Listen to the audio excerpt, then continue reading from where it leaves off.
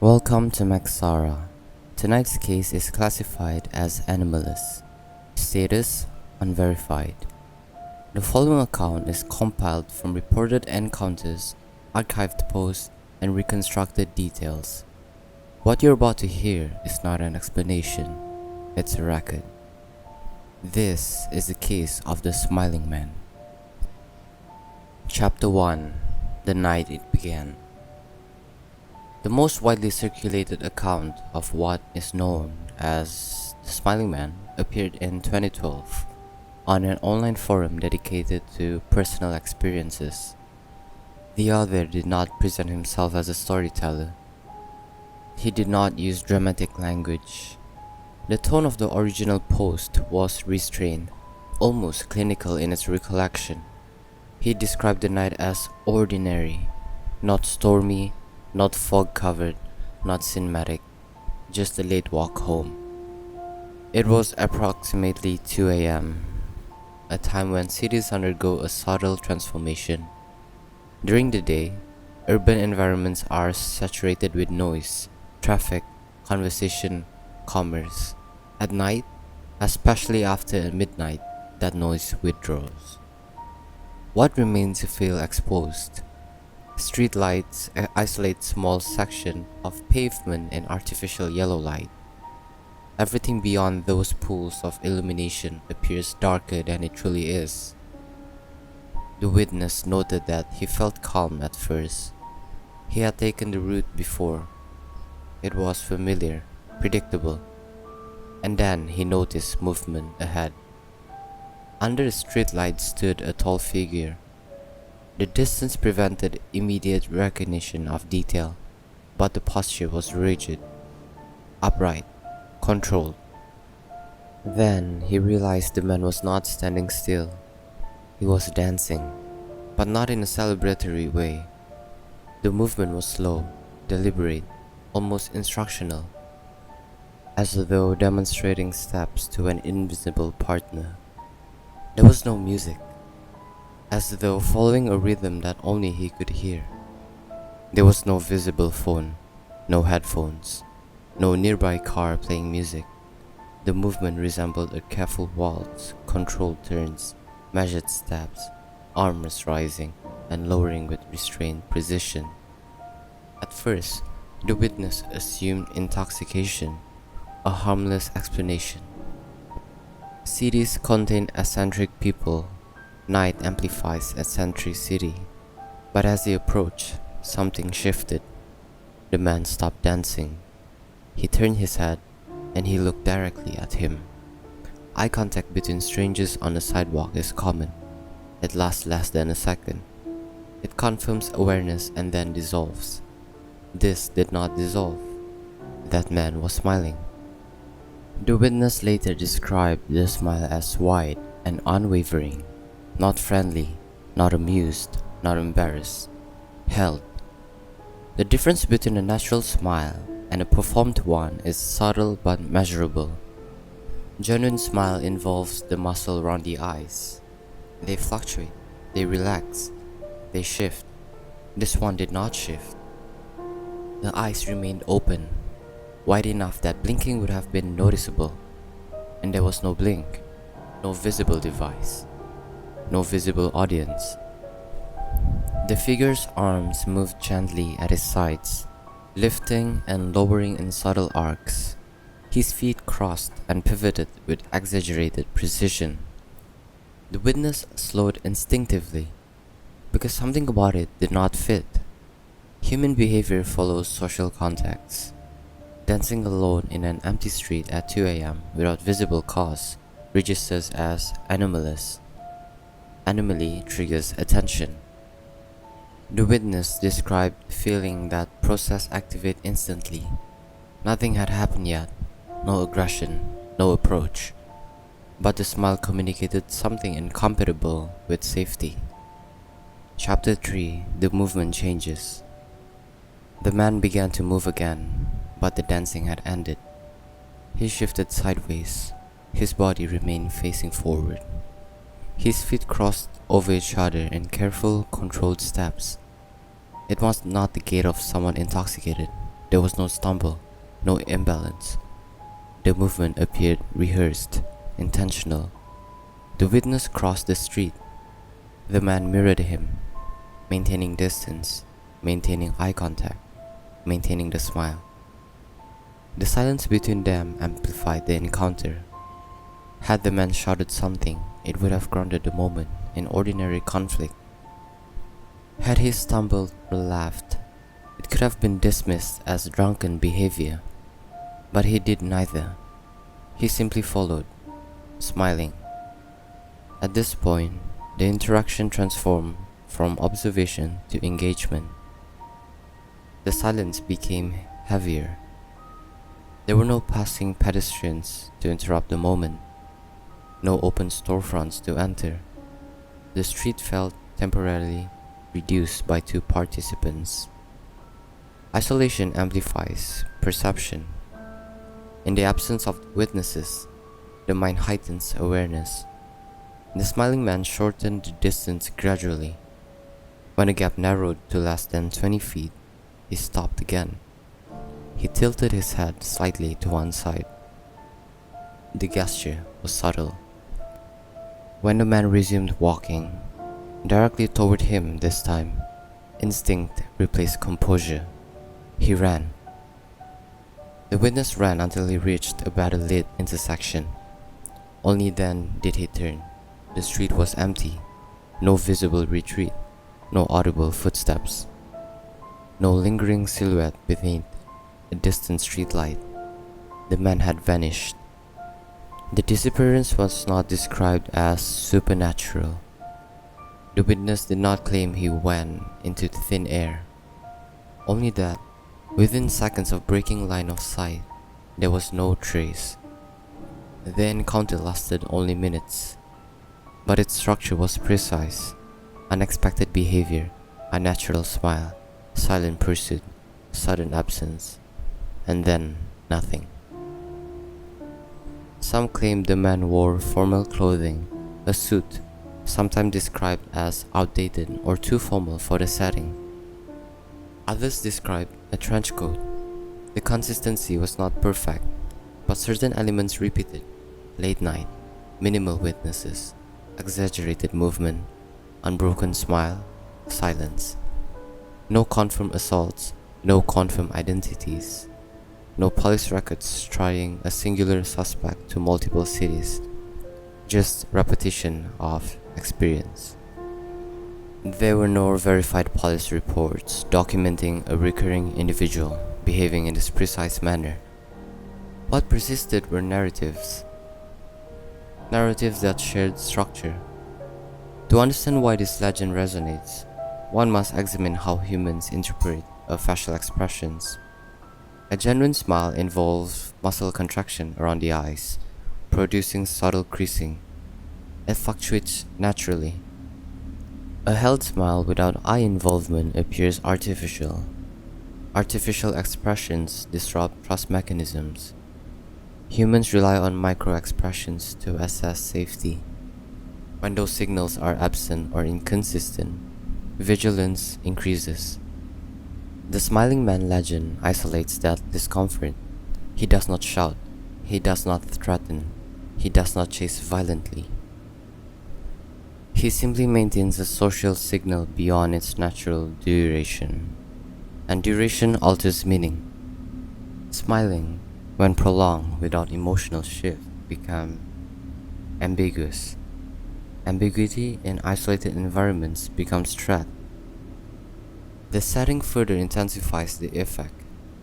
At 2 in the morning, cognitive fatigue reduces interpretive flexibility.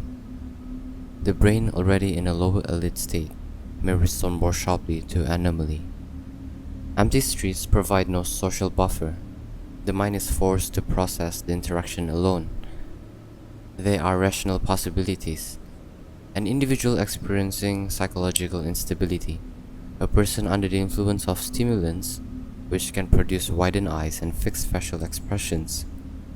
Someone intentionally attempting to unsettle strangers for personal reasons, or for a fictional account that spread because it felt plausible. Urban legends endure when they do not require belief in the impossible. The smiling man requires only a quiet street and a stranger who does not behave correctly. He is not supernatural in description. He is human, almost entirely human, and that proximity to realism makes the story durable. Across retellings, small details sharpen. The smile becomes slightly wider, the eyes slightly more unblinking, the posture slightly more rigid. Memory reshapes itself to preserve emotional intensity. Over time, the smiling man becomes less an individual and more an archetype. He represents a breakdown in expected social behavior, a smile without warmth, attention without context, proximity without explanation. There is no confirmed identity attached to the legend, no verified footage, no official investigation, only archived accounts.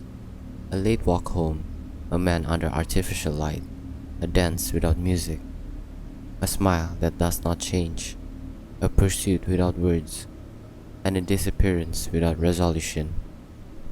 What remains unresolved is not whether a specific man existed on a specific night. What remains unresolved is why the account continues to surface in different places under different names across different years. Urban legends rarely survive on spectacle alone. They survive because they interact with something consistent in human cognition. To examine the smiling man properly, the focus must shift from the individual to the reaction. The reaction is consistent. Witnesses do not describe immediate terror, they describe confusion. Confusion transition into discomfort. Discomfort transition into instinct. Instinct transition into flight. The escalation is gradual. That gradual progression is significant. It mirrors how the brain evaluates social threat. In most encounters, humans unconsciously perform rapid assessments. Is this person aware of me? Are they hostile? Are they intoxicated? Are they unstable? Are they safe? These assessments happen in fractions of seconds. They rely heavily on micro movements, eye softness, blink rate, subtle posture adjustments, breathing rhythm. The smiling man legend removes these cues. The smile does not shift. The gaze does not break. The movement does not match emotional context. The result is perceptual dissonance. Perceptual dissonance occurs when visual information conflicts with expected behavior patterns. The brain struggles to categorize what it is seeing, and what categorization fails, the nervous system defaults to caution. This is not paranormal, it is neurological. Under low light conditions, the brain fills gaps with assumption. Street lighting distorts shadows. Facial features appear sharper or flatter depending on angle. Eyes reflect light unpredictably. Under low light conditions, the brain fills gaps with assumption. Street lighting distorts shadows. Facial features appear sharper or flatter depending on an angle. Eyes reflect light unpredictably. A slight head tilt can exaggerate expression. If the individual was under emotional strain, intoxicated, or sleep deprived, their perception may have been further altered. Memory consolidation under stress is not precise, it is selective. It records what felt important. The smile becomes wider in recollection, the eyes become more intense, the silence becomes more deliberate. Over time, the memory simplifies into symbol, but the legend does not rely solely on perception distortion. There is also the matter of social violation. A smile is a cooperative signal. It communicates friendliness, reassurance, or shared understanding. When a smile appears without context, without conversation, it becomes ambiguous. Ambiguity creates vulnerability. Humans are conditioned to read emotional reciprocity. If someone smiles, the expected response is either acknowledgement or mirrored expression. When neither occurs, tension increases. In reported accounts, witnesses often state they did not pretend to smile. They froze. Freezing is a survival response. It precedes either confrontation or escape. The smiling man does not escalate. He does not attack. He does not shout. He does not explain. He simply continues forward. Forward motion without speech removes negotiation. There is no opportunity to reinterpret the encounter as harmless. The silence becomes part of the disturbance. Silence is not neutral in social interaction. It communicates intention. And when intention cannot be identified, the mind supplies possibility. Another recurring element is outdated clothing. Some accounts mention formal attire, others mention older style suits. Clothing carries temporal cues. If attire appears disconnected from present context, the brain registers strangeness. This may explain why certain retellings emphasize wardrobe details even when such details would be difficult to perceive clearly at night. As the legend spread online, through forums and early blog archives, repetition solidified its structure. Certain phrases reappeared: tall figure, unnatural gait, excessive smile late hour, isolation, absence after pursuit. The structure itself becomes template. Template invites replication. Once a narrative pattern exists, individuals experiencing vaguely similar events may unconsciously align their memory with that structure, not intentionally, but naturally. Human memory is reconstructive, not reproductive. It rebuilds events each time they are recalled, and each reconstruction is influenced by previous tellings.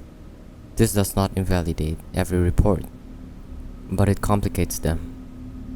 Another dimension worth examining is the fear of the familiar made unfamiliar.